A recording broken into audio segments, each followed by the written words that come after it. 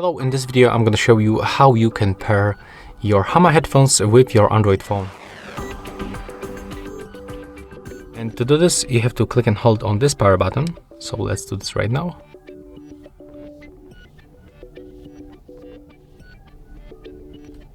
Okay, let's try it one more time.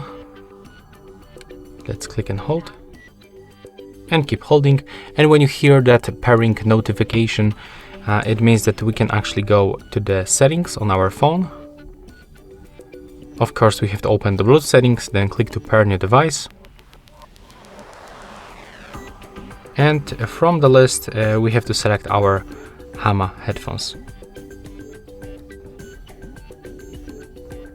So that's the name of the headphones right here. So you can click on them and then accept the pairing request. And that's all for this video. Hope you like it.